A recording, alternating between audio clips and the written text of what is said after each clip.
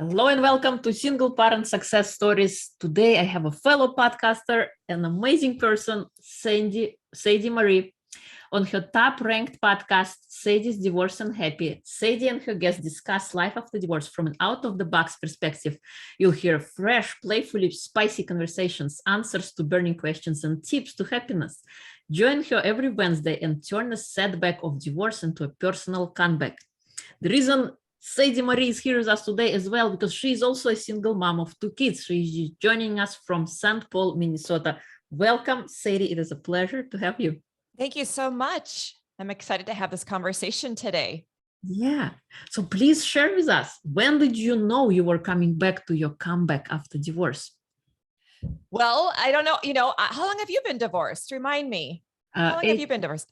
Officially divorced 4 years and separated 8 years. Okay. So we are in alignment. In October, it'll be 4 years for me. October 8th. I remember the date. It's my divorcery. Listener, I hope you celebrate your divorcery if you're divorced. It's worthy of a celebration. I actually like to go to New York for my divorcery. It's my favorite city. I know.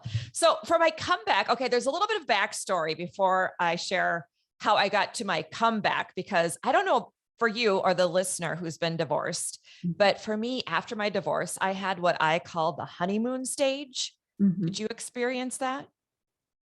Not immediately after, but okay. Well, I liken it to, the movie The Wizard of Oz, and Dorothy's in Kansas and it's gray and gloomy. And then she goes through the twister, right? And for me, the twister was my divorce. Okay. So I went through the twister of my divorce, and then I dropped down into the magical land of Oz, where it's beautiful and colorful, and there's munchkins, and there's, magical, fairies and witches. And it's like, oh my God, life is amazing. So that was where I was at right after my divorce, for I would say a good couple of years, where I just was loving life, living my best life. Mm-hmm. I was all about the happy feelings. I wasn't about feeling the sad feelings. Who wanted that?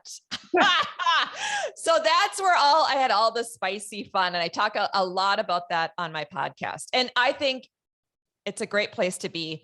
We all have our path. We all have our journey. We all have our timeline. So for me, I was not, in a space to really dig deep and do the work, as they say, right after divorce. I needed the honeymoon. I needed a break. I needed a vacation after my divorce. So I took it for about 2 years. And then the pandemic hit. Do you remember that? Do you remember the pandemic? Of course. Does that ring a bell? Okay. So the pandemic, okay, I'm self-employed. I'm a photographer. Plus, during the pandemic, my mom died. So I had these 2 big hits in addition to a pandemic. I had the hit of my mom dying and still kind of the divorce life. So that was sort of where I started having to deal with some things. But I think I was so distracted just to survive, like many of us. Mm-hmm. We didn't really have time to, let's just lean into our grief and, feel all the feelings. It's like, I just got to find a bag of rice, right? Like, right. I go to the grocery store. It's like, there's no more rice. So it's like, I can't worry about I'm feeling. I got to just survive. So that pushed things off for a while. And then what really set in my grief layer, which leads to the comeback, where all of this is getting there. Thank you for being patient, listener.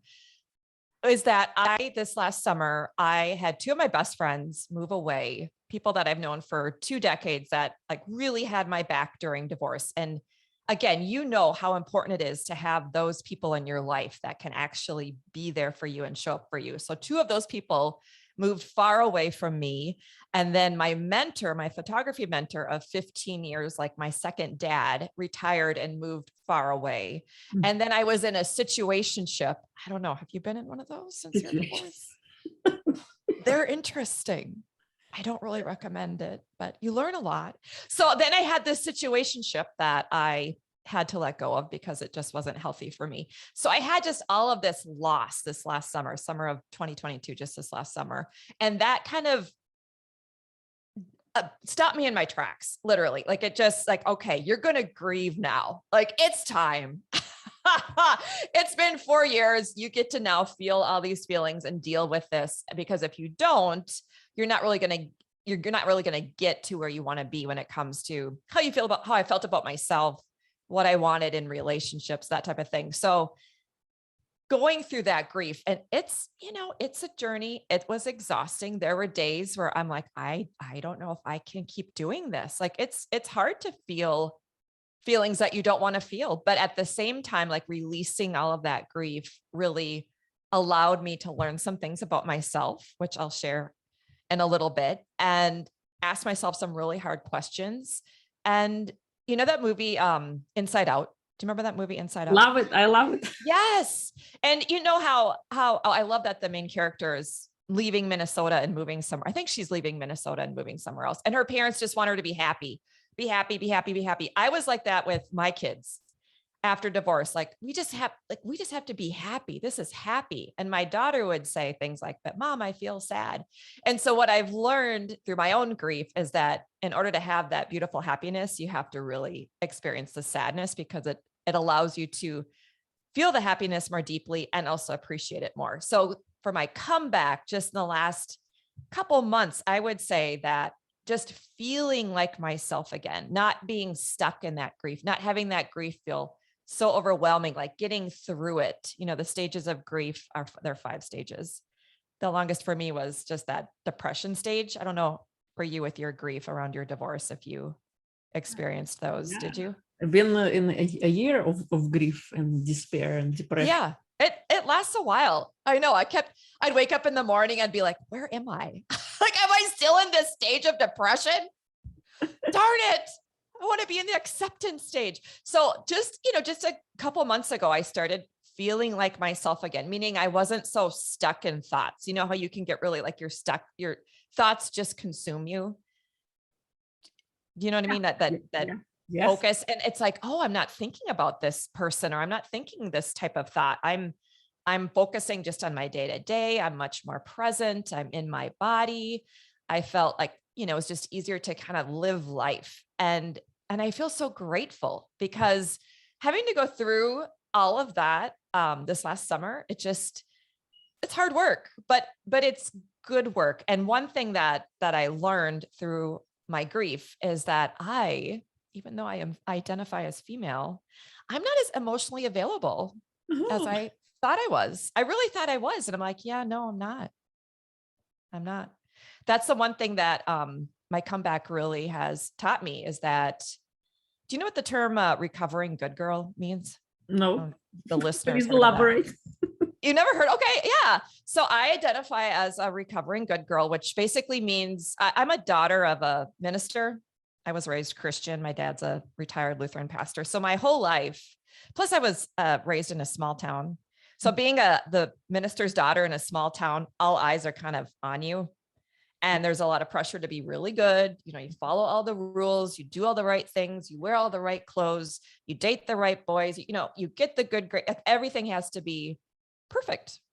And when you are having to be so perfect, you can't really be authentic. It's harder to be authentic, at least for me, it was.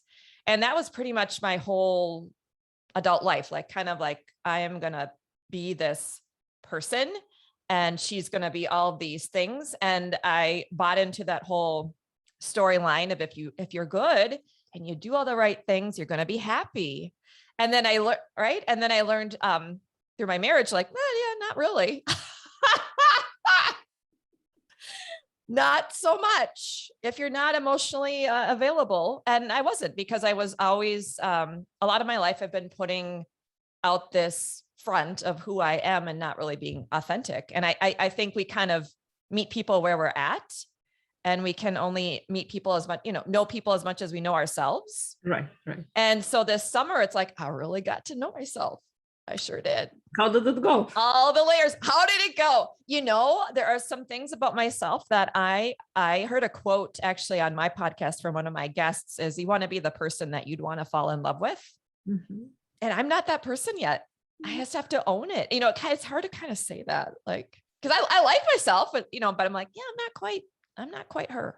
Mm-hmm. So for me, it's like, okay, if I want to be with people in general who are emotionally available, I have to be emotionally available. So my comeback, Mm-hmm. like owning all my stuff, has taught me that, being a recovering good girl, I'm still on that path. I am not recovered. I'm not a recovered good girl. I am a recovering good girl. And that's great. Like I can talk much more candidly about things that, oh my gosh, a decade ago, I didn't even know about myself, how I avoid things, how I detach, how I put up a, kind of a happy face all the time. Right. So to really be in my ugly grief was not fun for me. It was awkward, but I did it. I mean, I really did. I really did it. So it was very freeing to get through it. I think it's tough as we go through life. We put on these masks, how we dealing, and especially like you said, being a daughter of a minister or pastor, right? That to be that perfect person and that the vibe you're putting out, this is who I am, but then living not in your truth, constantly butting hands inside of yourself. Right. Like how am I going to live like that? And then a right. year later you might look, I don't recognize who's this person. I know. She shows one face here and another face there, and where is the true picture? And I think through life, as we go, as we experience and interacting with other people, we have these masks. This is how we are with friends, and this is how we are with our significant others, and this is how we are at work. And then we lose track of all those masks, and we lose track of our identity, I think. Yeah, it gets really confusing. And it gets lonely. It's lonely to be. I mean, I think that's one thing I've had to sit with, some loneliness this summer. It's like, okay, I need to focus on deeper connection with the people in my life, because I have a loneliness, and that loneliness is on me. It's me not sharing myself. One of my best friends, I mean, this was a real wake up call for me. One of my girlfriends of 20, like I've known her since I was 18 years old. We met when I was a freshman in college.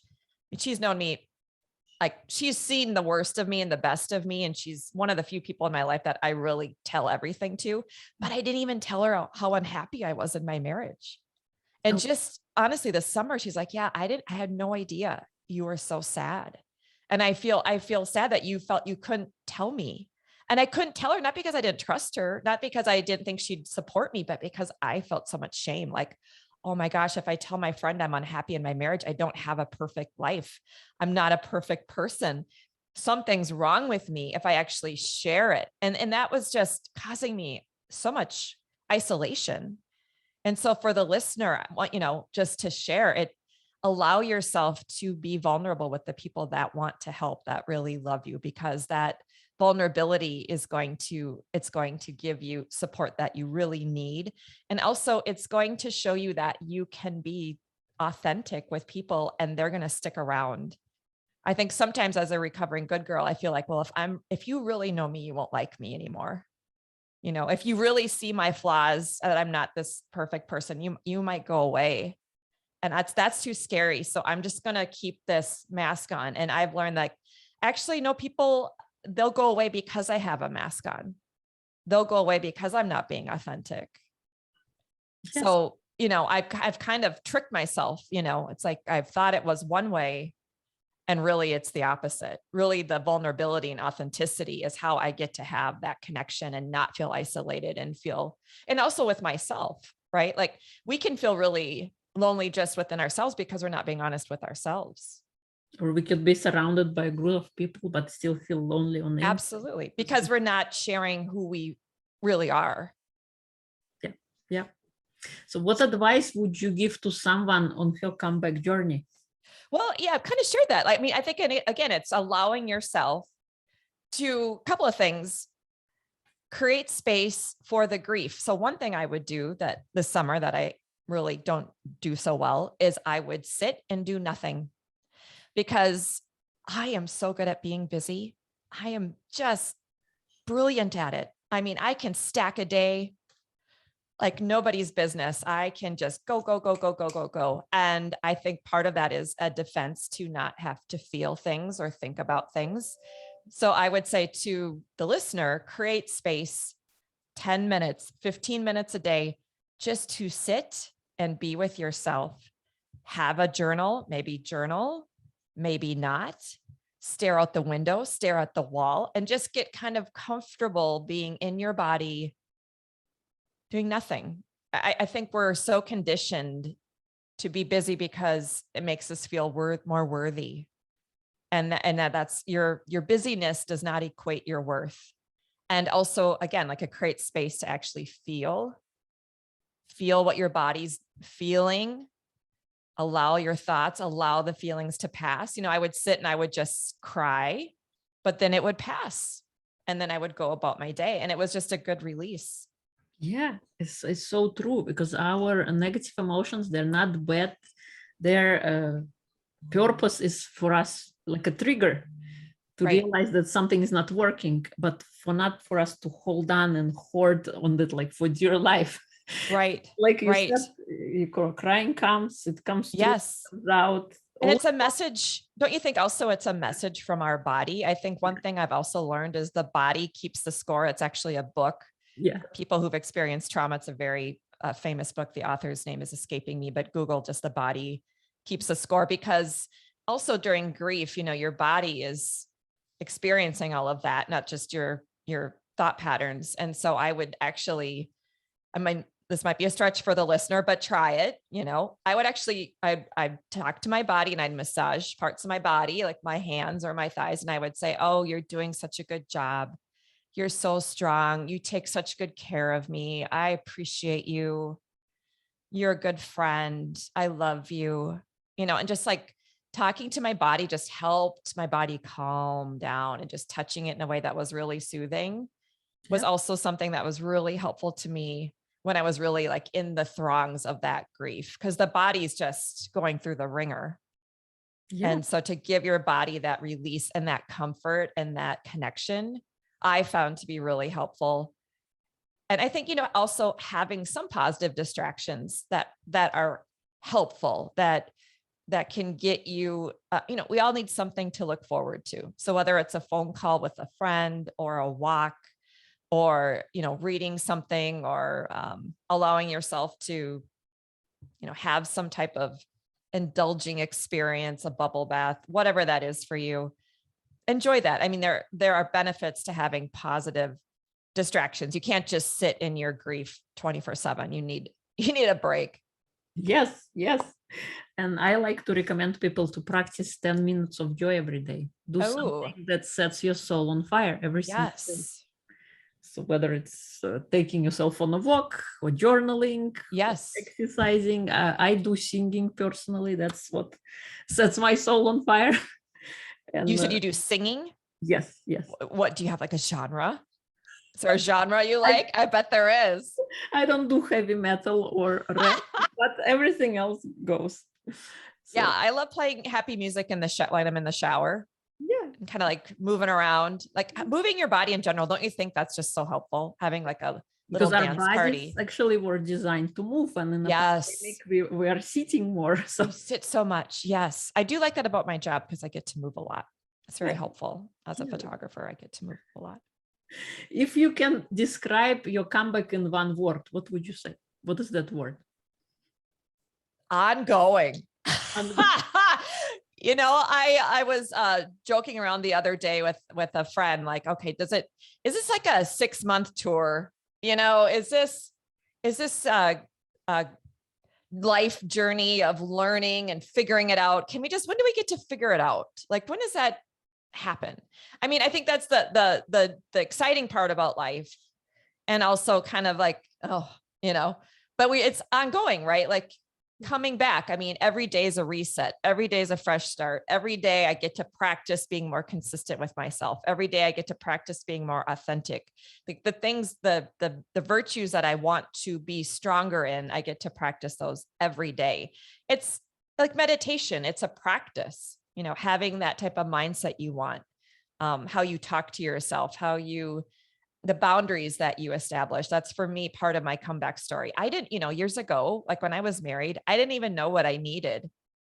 I was so focused on everybody else and their needs and taking care of everything else outside of me. Like I didn't know what I needed. I had a dating situation this last year where the man I was dating said, well, what do you need?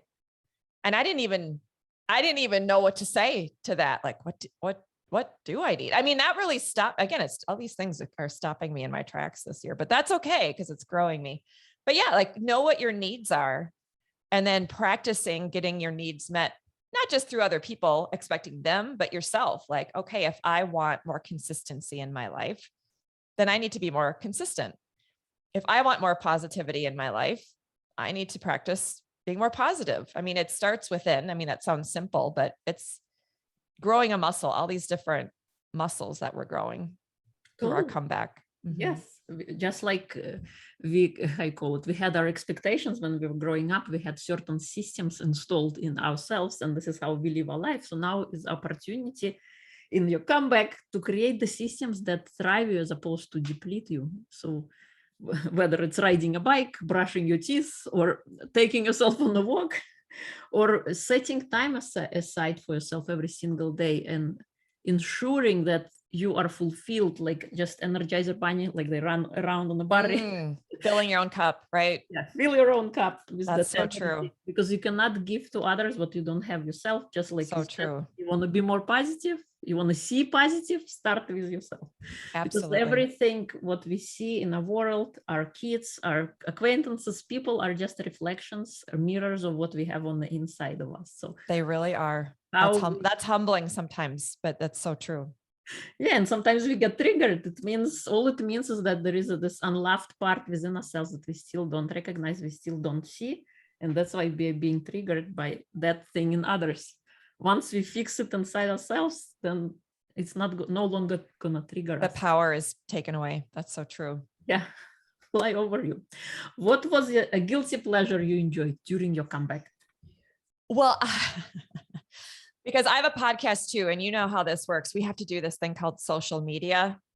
Nobody tells you that when you start a podcast, how many hours you're going to be on TikTok and Instagram and Facebook and YouTube.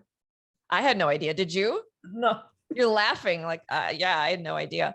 So I am used to being behind the camera, being a photographer for 20 plus years, but because I'm on social media, promoting my podcast, I've had to get used to being in front of the camera. And I will tell you, 2 years ago, when I was doing these videos, it was so uncomfortable for me to be in front of the camera, probably because I was still feeling like I had to be so perfect. But now I am having so much fun and doing a lot of, character bits with my podcast where I take on, different types of characters and I'm having so much fun with it. And so it's been my guilty pleasure because I love creating in general. I love writing. I love creating. I love just having that, taking a vision and then bringing it to fruition. That just is very satisfying to me. And so that's what I've been having fun with my social media. Like, it's not just putting out a graphic. It's like, ooh, I'm going to be doing a